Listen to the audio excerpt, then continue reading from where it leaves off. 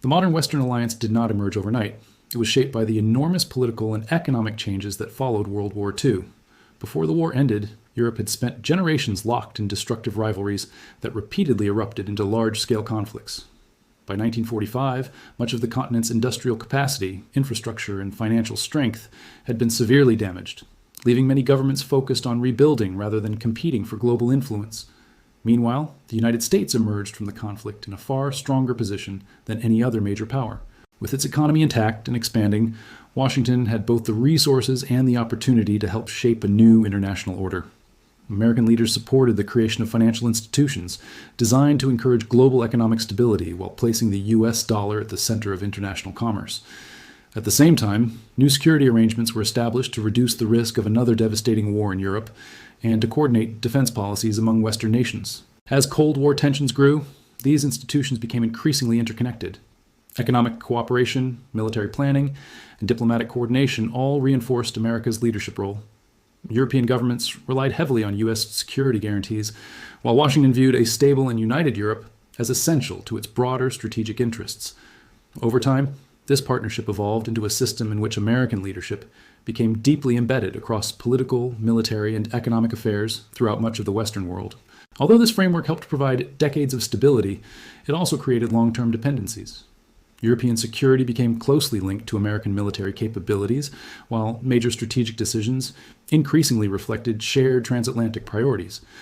Understanding how this system developed is essential to explaining why today's debates over NATO, U.S. leadership, and Europe's future have become some of the most significant geopolitical questions of the 21st century. For decades after the Cold War, the United States enjoyed a position of unmatched global influence.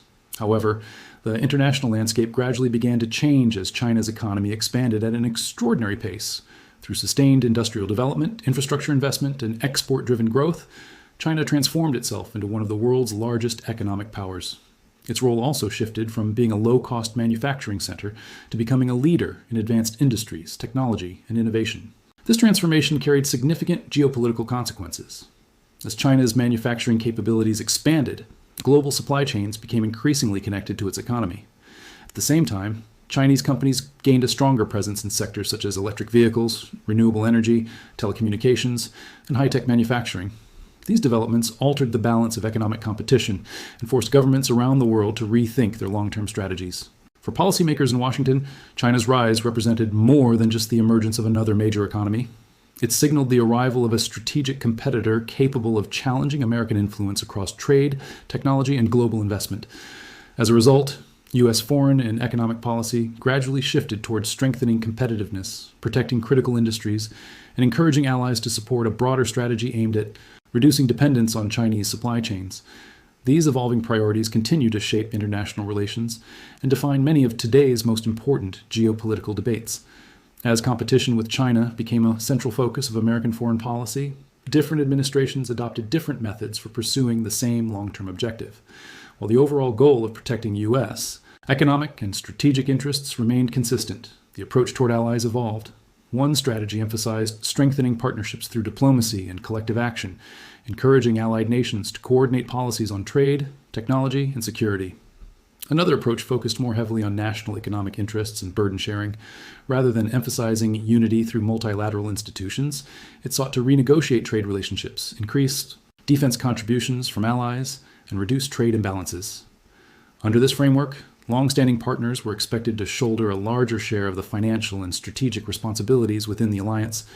These differing styles created uncertainty among America's allies, particularly in Europe. Many governments found themselves balancing their security relationship with Washington against their growing economic ties with other major markets. This raised important questions about the future direction of the Western alliance and whether economic interests could eventually reshape traditional political partnerships. Although the methods differed, both strategies reflected a broader recognition that global competition had entered a new phase. The discussion was no longer simply about military power, but also about technology, industrial capacity, supply chains, and economic resilience. These issues continue to influence policy decisions on both sides of the Atlantic and remain central to today's geopolitical landscape. As global economic dynamics continue to evolve, Europe faces an increasingly complex strategic challenge. For decades, the United States has been Europe's closest security partner, while trade and investment have remained essential pillars of the transatlantic relationship. At the same time, Europe's economy has become deeply connected with other major markets, creating new opportunities as well as difficult policy choices. Many European governments are seeking to diversify their economic partnerships by expanding trade with countries across Asia and other fast-growing regions. Larger consumer markets, investment opportunities, and access to new industries have encouraged European leaders to strengthen commercial ties beyond their traditional partners. However, these economic interests must be balanced against long-standing political and security commitments. The situation is further complicated by differing priorities within Europe itself. Some countries place greater emphasis on attracting foreign investment and expanding exports, while others are more focused on protecting domestic industries from growing international competition. These different economic structures naturally produce different policy preferences, making it difficult for the European Union to speak with a single voice on every strategic issue. As a result, Europe finds itself navigating a delicate balance. It aims to preserve strong transatlantic cooperation while also building broader economic relationships that reduce dependence on any single market. How successfully Europe manages this balancing act will play an important role in shaping the future of global geopolitics. Calls for greater European strategic independence have become more common in recent years, but turning that goal into reality is far more challenging than many political speeches suggest. Over decades, Europe has developed deep connections with the United States across multiple sectors, making any major shift a slow and complicated process, rather than a quick policy decision. Security remains one of the most significant areas of dependence. Many European countries continue to rely on close military cooperation with the United States, including intelligence sharing, defense planning, and advanced military capabilities.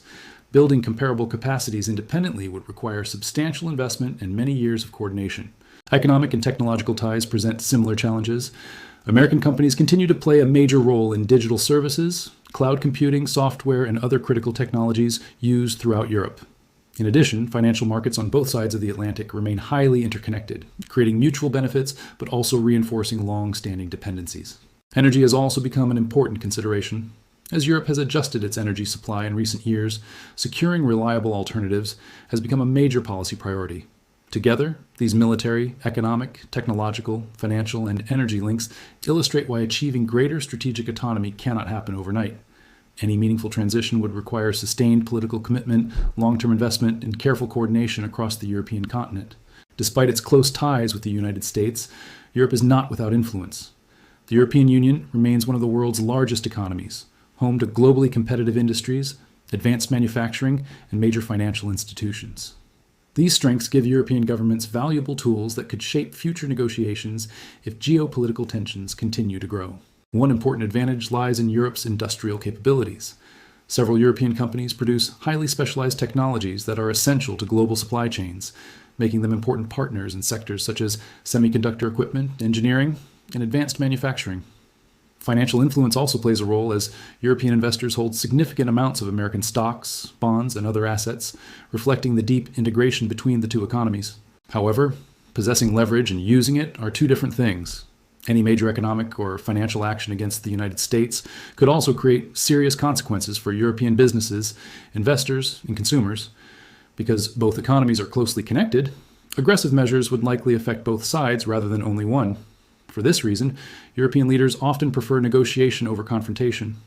While Europe certainly has economic weight and strategic importance, its leaders generally view cooperation as more beneficial than escalation.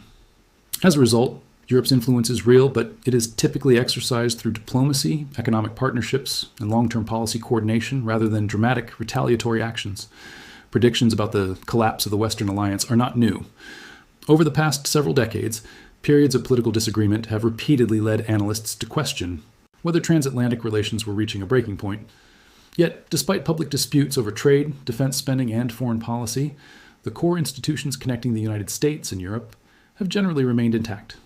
One reason is that long-term strategic partnerships are built on more than the policies of a single administration.